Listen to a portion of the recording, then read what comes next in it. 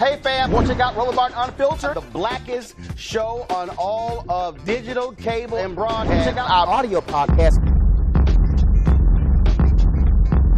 There's only one daily digital show out here that keeps it black and keep it real. It's Roland Martin Unfiltered. Press play.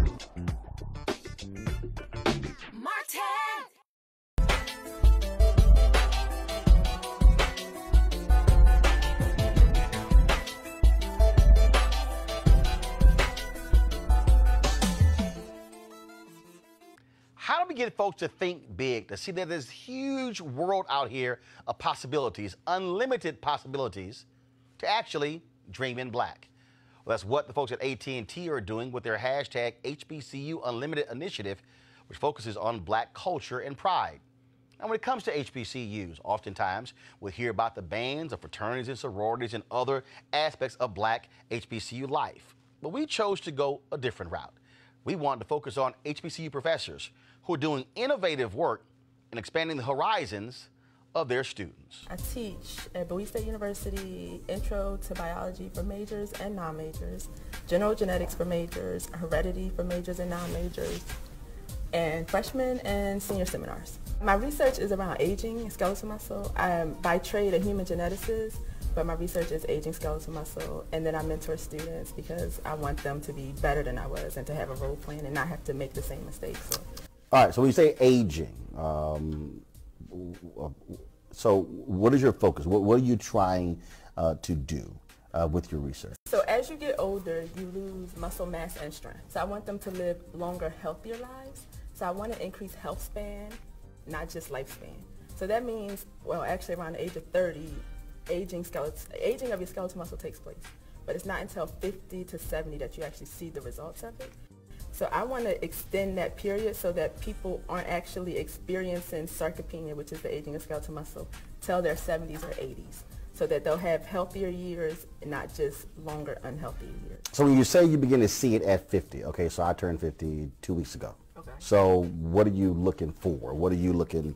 Your muscle mass is going to be smaller. So if I looked at your muscles under a microscope, your cells start to shrink. Okay. And then they start to get weaker. And that's what you look for. Some folks, they jump on the treadmill, jump on the elliptical, or is it a matter of, no, you should be lifting weights? So the jury is out on that one, but just keep moving. All of the above, whatever you're comfortable with, whatever you're willing to do as you get older, I would say do it. You're going to lose the muscle mass. It's a matter of slowing down how much you're going to lose as you get older. So even elite athletes and people who've trained for years still experience sarcopenia, but it's going to be at a lower rate than someone who doesn't do that, who's not an elite athlete. Yeah. Okay. Where did you decide to say, this is what I want to do? Like what, I mean, so like you were sitting around as a child going, you know what? That's an old person. And look how, you know, they can barely lift things up. You know what? I'm going to try to figure out how to ensure they have more muscle at 68. It just happened. So as a child, I wanted to be a pediatrician. Okay. But once I got into school and I realized medicine or science, I went the science route. I loved research. And I was applying to grad school because I wanted to grow organs to be able to transplant them into people who needed them. But once I got to Johns Hopkins and I rotated in labs, so I've seen some of the stem cell labs and I wasn't so fond of them. And then I met a skeletal muscle biologist and I liked him as a person and then I liked the research. So at the time we started with Duchenne's muscular dystrophy. And it was cool, and then he got offered some money to look at skeletal muscle aging. So I looked at skeletal muscle aging because my project wasn't working. And that's when I fell in love with aging.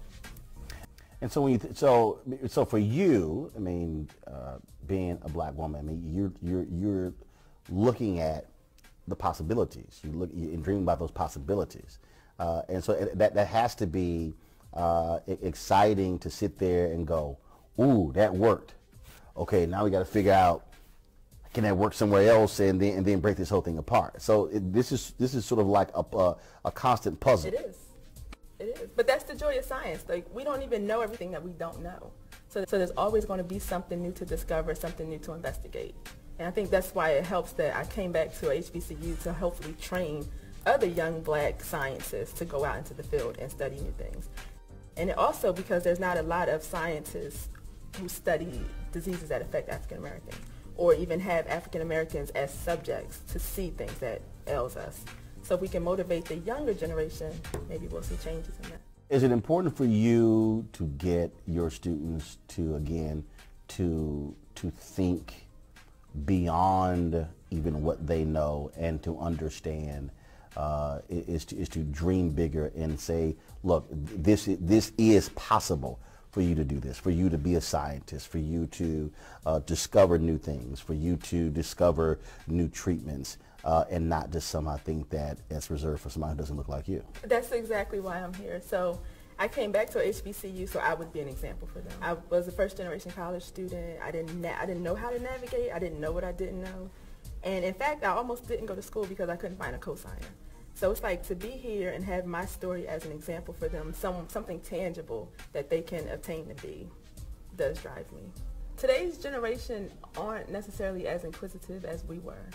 So they have to even know where to look for it or know that it exists. And I think it starts by professionals and other people going back into those communities, showing that people that there are more than you can do than sports and medicine. So I think it starts with us.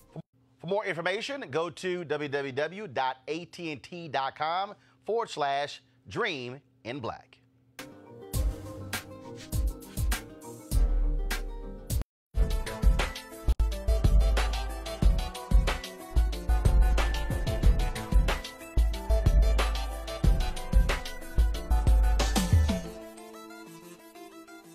How do we get folks to think big, to see that there's huge world out here of possibilities, unlimited possibilities, to actually dream in black?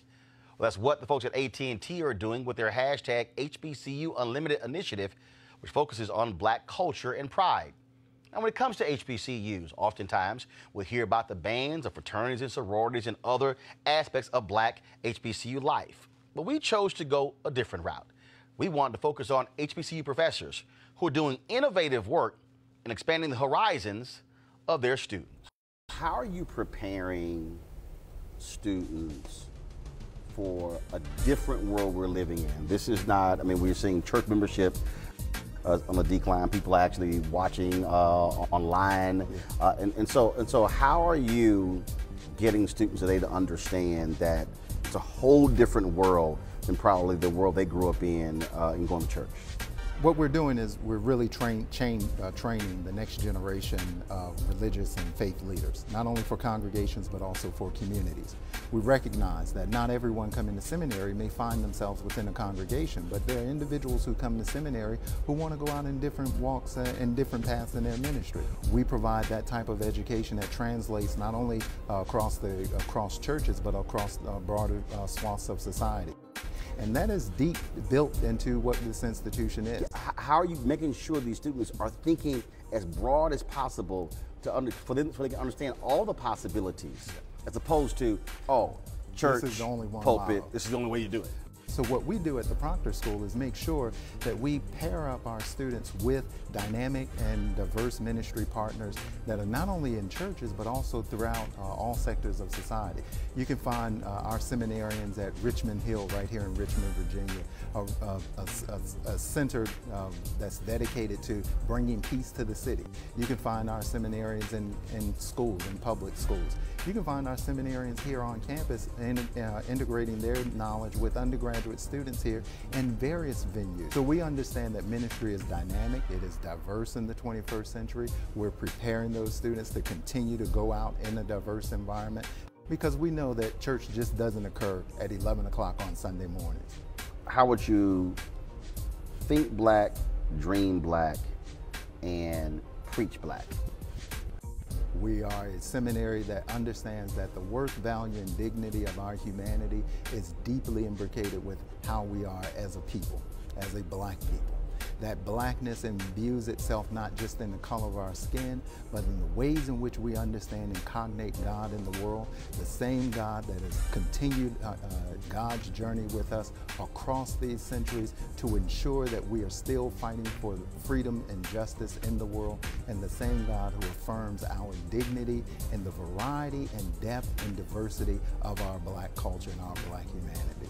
That's the beautiful thing about the Proctor School. It doesn't see anything, it doesn't see blackness as pathological. It doesn't see blackness as something that's antithetical. It doesn't see blackness as something that is just marginal. It is who we are.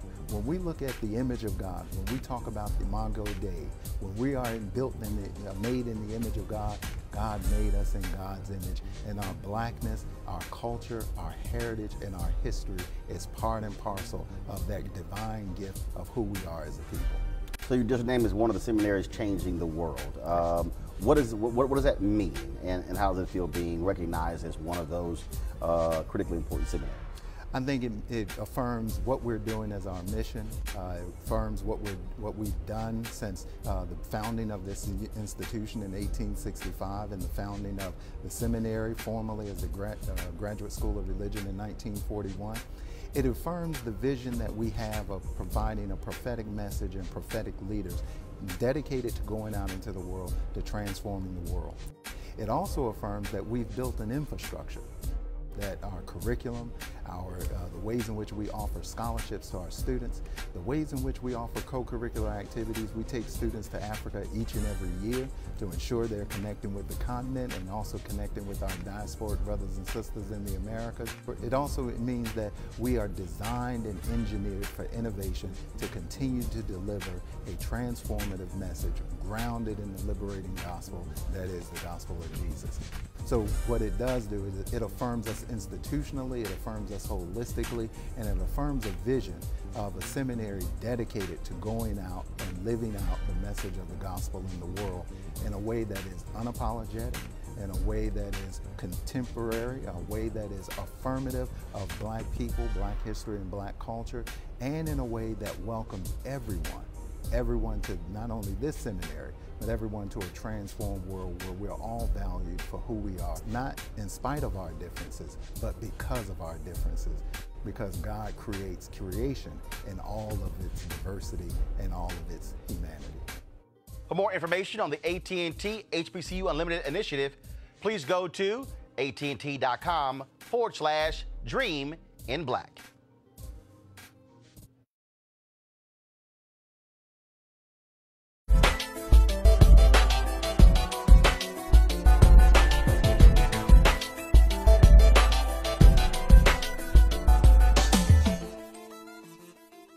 How do we get folks to think big in this world? How do we get them to see the unlimited possibilities, to dream in black? Well, that's what AT&T is doing with HBCU Unlimited, this initiative which focuses on black culture and pride. Now look, when it comes to HBCUs, we often hear about bands and frats and sororities and other aspects of HBCU life. But we chose to be different this time. We wanted to focus on HBCU professors and the innovative work they're doing to expand the horizons of their students.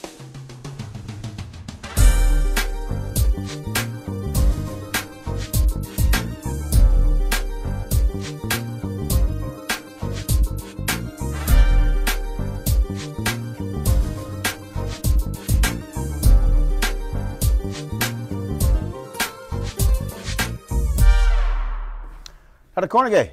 Yes, sir. How's it going? Great. What do you do? I'm a hardware hacker, so we really a tinkerer.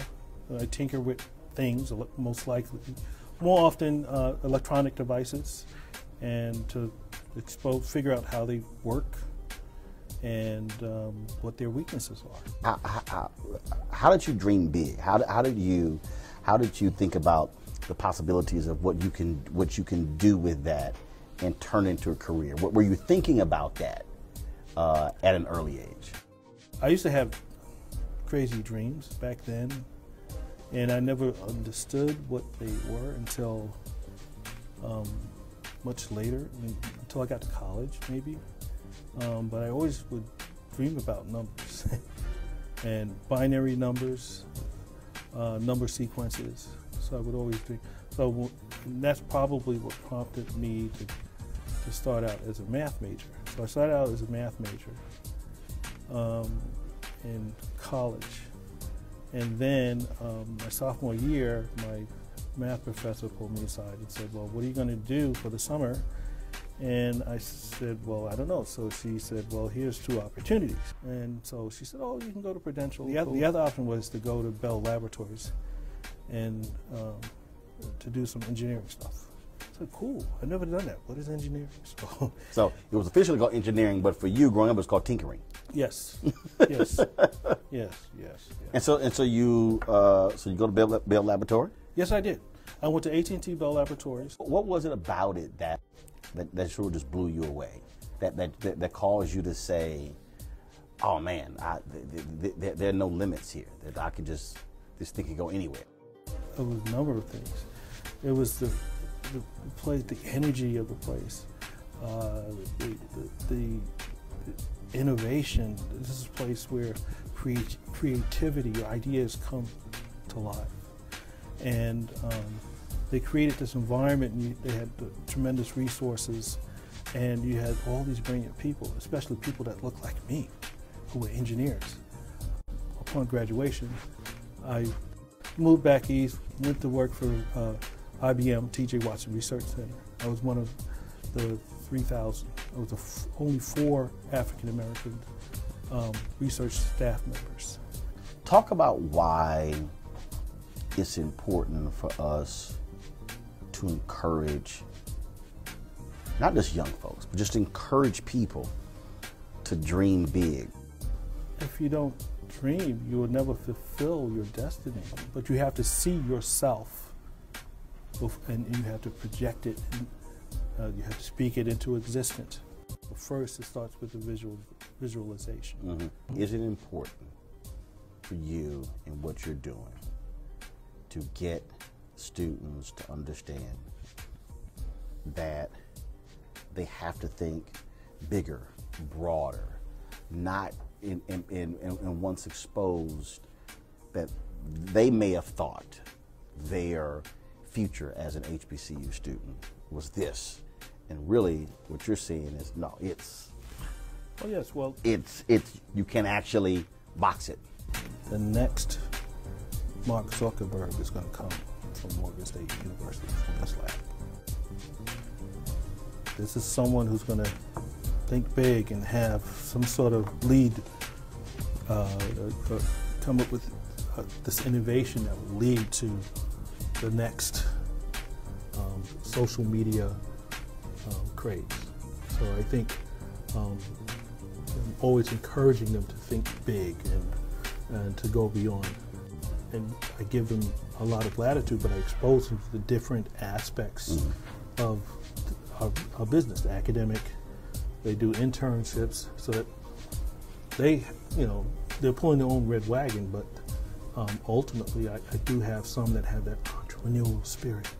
So I encourage them, I put them in opportunities where they can flourish and grow, and then introduce them to the right kind of people, because we need that.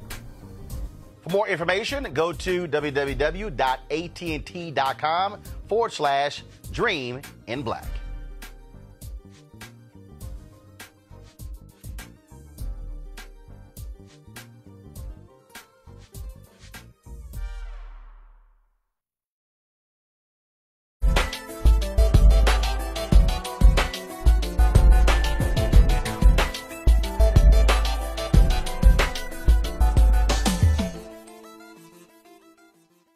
So how do we get folks to think big in this world? How do we get them to see the unlimited possibilities, to dream in black? Well, that's what AT&T is doing with HBCU Unlimited, this initiative which focuses on black culture and pride. Now look, when it comes to HBCUs, we often hear about bands and frats and sororities and other aspects of HBCU life. But we chose to be different this time. We wanted to focus on HBCU professors and the innovative work they're doing to expand the horizons of their students. All right, Dr. Gathinji, so this is your third HBCU, and there are a lot of people who, if you say farming, oh my goodness, they thinking you gotta have tons of acres, but it's an increasing number of people who are focused on urban agriculture. So explain what urban agriculture means. Urban agriculture is any kind of agriculture growing of fruits, vegetables that happens within the city environment. Okay. There's nothing different other than the locality. So that's what we call urban agriculture. And so what we're seeing is obviously with food deserts, but also people who want to grow their own stuff, we're seeing an increase of folks who are doing this, who are focused on urban agriculture. Yes, with the population increasing in the city metropolitan, there's a need to feed those people to address the challenges of food desert. Here we show a demonstration of what you can do with more acreages. What you see on my left side here are called the raised bed gardens. We use intensive way of gardening, put some good soil with rich compost, and it can produce tons and tons of vegetables. What kind of stuff could somebody grow if you're living in an inner city and you want to create your own urban garden, your own urban farm? You can grow all kinds of vegetables. As you can see with this demonstration, you can grow kale, collard, mustard green, carrots, onions. It's pretty much anything that you can grow. And as you can see here, this fall crop, winter garden. You can actually come back and grow the summer vegetables. You can grow tomatoes, lettuce, zucchini, and name it. And so again, when we think about really what you're talking about, really you have unlimited possibilities in terms of what you want to be able to do. Yes, sir. Because in the thought process before was, oh my goodness, I'm living in the city, I'm living in the inner city, I got concrete all around me, there's no way I can do this. But we're now seeing a growing number of people who are focused on this, and a growing number of African Americans who are doing it. Yeah, yes, sir. Yeah, and again, we mentioned about the food desert. Those are places that people don't have good access to fresh vegetables. So you can actually solve the problem by having backyard gardens, front yard gardens, patio gardens over there. I'm sure you've had students at some of these HBCUs, And when you said, hey, let's talk about urban agriculture, they said, man, I am not trying to be out there in the fields farming. Yes. And so how have you gotten them to dream bigger, to think bigger, and to not have a limited view of agriculture as somehow it's just being on some big wide open farm somewhere on a tractor? Okay, we want those students to come over here. First of all, learning how to do it is the first step.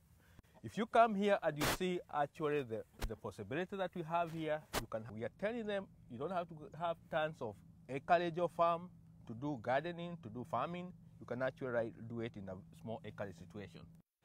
So you fully expect us over the next 5 to 10 years to see a boom of urban agriculture? Yeah, it's growing. And we also teach a class for students and other people from the community, Sustainable Urban Ag Certificate Program, and the numbers have been growing over years. So they come over here, they do the hands-on, they do some intensive classes, they participate over here. We send them to go work with other gardeners and farmers out there, and the numbers are still growing. Okay. For more information, go to www.att.com/Dream in Black. You want to check out Roland Martin Unfiltered? YouTube.com/Roland S. Martin. And subscribe to our YouTube channel. There's only one daily digital show out here that keeps it black and keep it real. It's Roland Martin Unfiltered. See that name right there? Roland Martin Unfiltered. Like, share, and subscribe to our YouTube channel. That's youtube.com/Roland S. Martin. And don't forget to turn on your notifications so when we go live, you'll know it. You want to support Roland Martin Unfiltered? Be sure to join our Bring the Funk fan club. Every dollar that you give to us supports our daily digital show. There's only one daily digital show out here that keeps it black and keep it real. It's Roland Martin Unfiltered. Support the Roland Martin Unfiltered daily digital show by going to RolandMartinUnfiltered.com. Our goal is to get 20,000 of our fans contributing $50 each for the whole year. You can make this possible. RolandMartinUnfiltered.com.